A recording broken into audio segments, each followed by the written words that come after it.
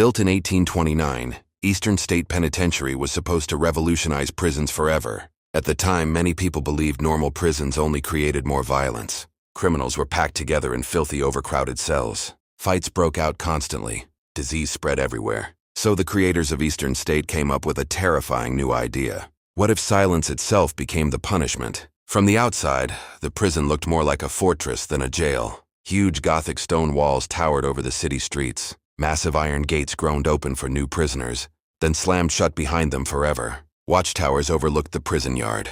Long, dark hallways stretched endlessly beneath arched ceilings. But the true horror waited inside the cells. Every prisoner was kept completely alone. Each inmate lived inside a tiny stone room with thick walls designed to block sound. The cells contained almost nothing.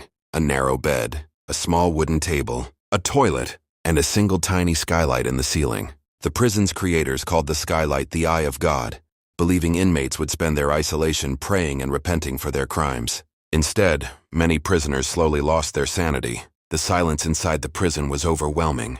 No conversations were allowed. No shouting. No whispering through the walls. Even guards were ordered to speak as little as possible. Prisoners ate every meal alone inside their cells. When they exercised, they walked through isolated outdoor yards where high walls blocked them from seeing anyone else. And whenever inmates left their cells, guards pulled black hoods over their heads so they could never recognize other prisoners or learn the layout of the prison. Some inmates went months without seeing another human face clearly.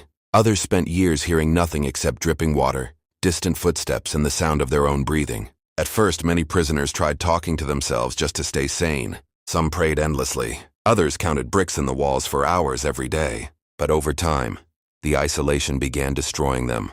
Reports described inmates crying uncontrollably inside their cells. Some rocked back and forth for hours in complete silence. Others became so mentally broken they stopped speaking entirely. And the longer prisoners remained trapped alone inside Eastern State, the worse the nightmares became. At first, prison officials believed the experiment was working. The prisoners stayed quiet. The hallways remained silent, and the massive stone prison operated like a machine built around loneliness. But behind the locked cell doors, something horrifying was happening. The isolation was slowly destroying the inmates' minds. Some prisoners became so desperate for human contact that they whispered to insects crawling across the floor. Others stared at the walls for hours, convinced they could hear voices hidden inside the stone. Guards reported hearing crying echoing through the cell blocks late at night. Sometimes prisoners screamed for hours without stopping. One inmate reportedly laughed uncontrollably for days until he completely lost touch with reality. Another prisoner sat motionless in the corner of his cell for weeks, refusing to eat or speak. The prison silence became unbearable. The only sounds inmates heard were dripping water, distant footsteps, and the sound of their own breathing echoing off the walls. Some prisoners clawed at their doors trying to escape the isolation. Others suffered terrifying hallucinations. Many experienced panic attacks, paranoia, and violent emotional breakdowns. Even guards began fearing certain parts of the prison after dark. And the punishments inside Eastern State only became worse. Some inmates were thrown into the hole, a pitch-black underground punishment cell where prisoners sat alone in total darkness with almost no food and barely any air. Others were strapped into iron restraints for hours until circulation stopped in their arms. Over time, critics began calling Eastern State less of a prison and more of a psychological torture experiment. But by then, countless prisoners had already entered the walls, and many would never leave the same again.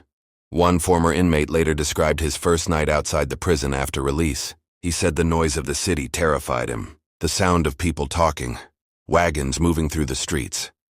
Even simple conversation felt overwhelming after years spent in near-total silence. He admitted he had become so used to isolation that being around other people no longer felt normal. Stories like his shocked the public. People began realizing that Eastern State Penitentiary wasn't just imprisoning criminals. It was fundamentally changing them. Eventually, the prison's extreme isolation system was abandoned. But by then, thousands of prisoners had already passed through the silent stone halls, and many carried the effects for the rest of their lives. Because inside Eastern State, the goal wasn't simply to lock inmates away from society. It was to leave them completely alone with their own minds. And for some prisoners, that became the most terrifying punishment imaginable.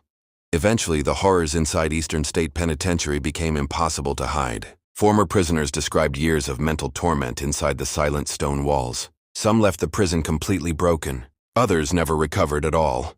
Even famous gangster Al Capone feared the prison during his time there. According to reports, Capone became paranoid inside his cell and claimed he was being haunted by one of the victims from the infamous St. Valentine's Day massacre. Guards said he spent nights trembling in fear, staring into empty corners of the room.